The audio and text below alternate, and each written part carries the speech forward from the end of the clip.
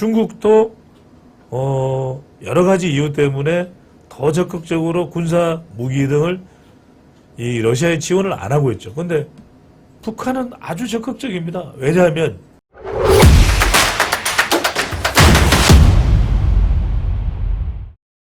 자, 이 장면을 한번 보십시오. 여기가 이제 보스토 신이 우주기지입니다.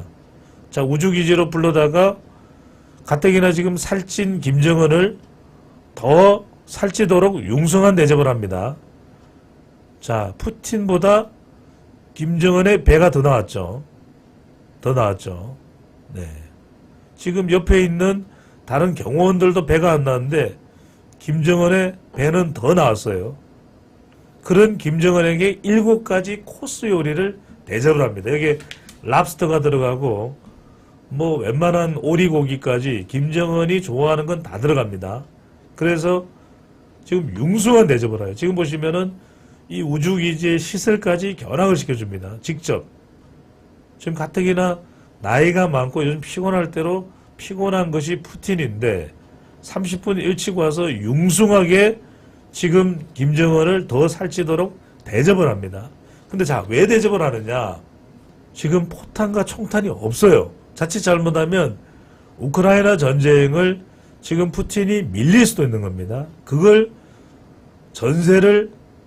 전쟁판을 역전시켜 줄 수 있는 포탄과 총탄을 공급해 줄 수 있는 나라, 그 유일합니다.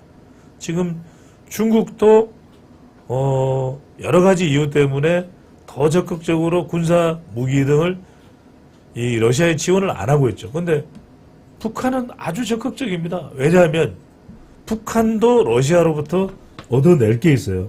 뭐냐? 이 북한은 계속해서 핵 잠수함에서의 이 핵탄두를 장착한 미사일을 쏘는 기술, 이게 완전하지 않을 거예요. 완전하지 않을 거라는 전문가들의 분석이 많습니다. 또 하나 중요한 게 지금 정찰위성이 왜 중요하냐면 지금 북한은 꼼짝 못하게 돼 있는 게 미국의 정찰위성이 24시간 감시를 하고 있어요. 그렇기 때문에 북한의 동태를 누구보다도 잘 파악하고 있는 것이 미국이죠. 그 정보를 미국이 일본과 한국과 공유합니다. 그러니까 철통 같은 방어가 가능하겠죠. 그런데 일본은 사실 그 정보를 러시아로부터 받아야 돼요.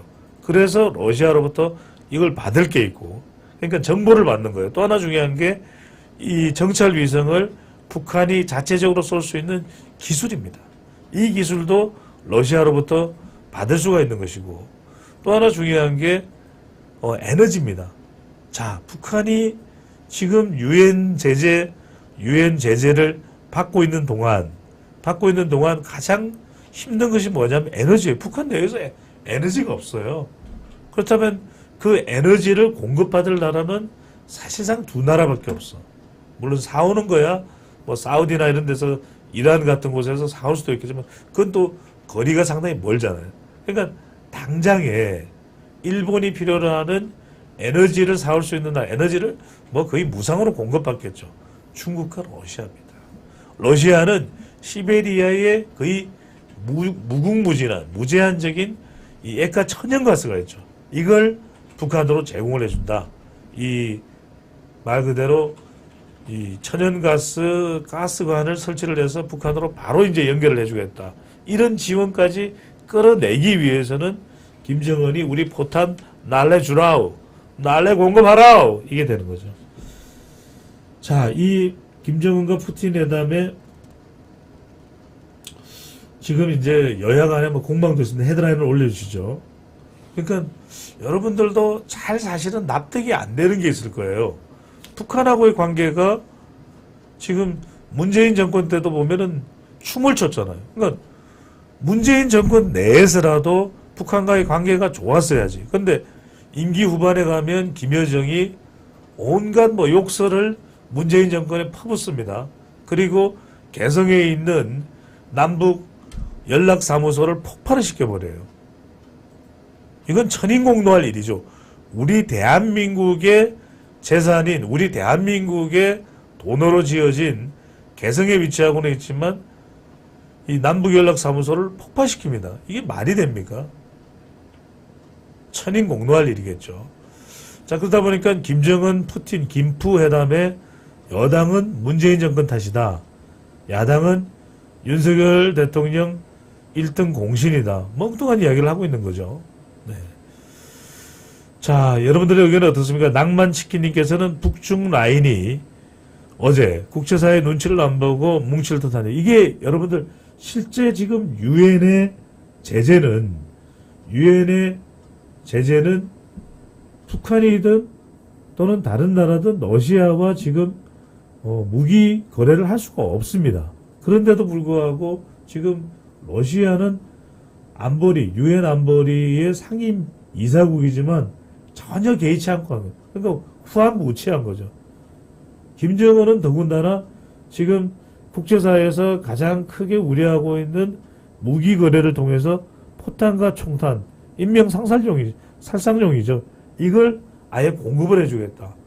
우리하고는 전혀 다릅니다. 우리는 지금 윤석열 대통령이 G20에서도 발표한 내용은 우크라이나에 대해서 인도적 지원을 해주겠다. 군사 무기의 지원이 아니에요. 인도적인 지원을 해주겠다라고 이야기를 하고 있기 때문에 북한과 러시아 사이에 벌어지고 있는 이 작태, 이 불법 도발적 상황과는 전혀 다른 겁니다. 자, 우리 세븐님께서는 오히려 잘 됐습니다. 한미일 결속이 더 쉬워졌습니다. 자, 이렇기 때문에 한미 동맹도 중요하고 한미일의 협력도 더 중요해질 수밖에 없습니다. 그래야 우리가 온전히, 왜냐하면 이제는 북한의 군사력뿐만이 아니라 사실상 러시아까지도 결합이 되는 겁니다. 말 그대로 이 동북아에서 북중러와 그 다음에 한미일 간의 대결 구도가 될 수밖에 없다. 여기에서 우리가 정신 바짝 차려야지 자칫 이 경계의 끈을 놓치고 있다가는 큰일 날 일이 되겠죠. 자, 동백군님께서는 억수로 얼마입니다. 조금 자, 내용을 제가 완전하게 이해를 못. 홍리치빌님께서 오랜만에 들어와 주셨습니다. 네, 항상 또 우리 아시아투데이 유튜브에서 많은 또 격려의 말씀, 또 좋은 댓글도 남겨주셔서 감사드리고요. 자, 이제 세계가 자유민주 진영과, 그러니까 이게 신냉전입니다. 신냉전. 신냉전을 만들어내고 있는 것이 누구냐면, 우크라이나를 공격을 누가 한 겁니까? 우크라이나가 러시아를 공격한 게 아니에요.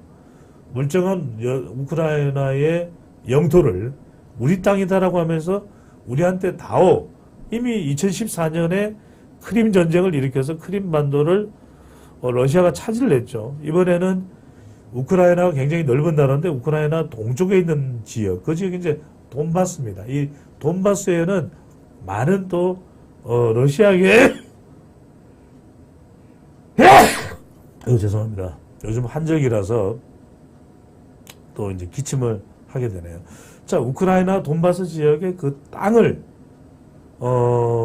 러시아가 우리 땅이다. 원래 우크라이나는 러시아였지 않느냐, 한 나라였지 않느냐.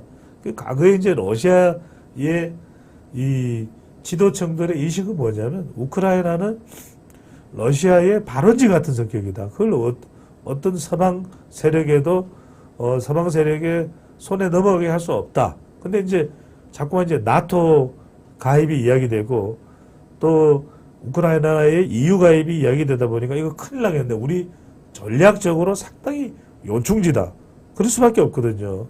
러시아로서는 남쪽으로 이 추운 동토의 아주 추운 지방인 이 동토의 왕국인, 동토의 제국인 러시아로부터 남쪽으로 내려왔을 때 우크라이나가 아주 군사 전략적으로도 경제적으로도 요충지입니다. 그러다 보니까 우크라이나가 서방 세계의 손에, 그것도 미국에 의해서 좌지우지되는 것은 볼 수가 없는 거죠. 실제 이제 바이든 대통령의 아들이죠. 큰아들은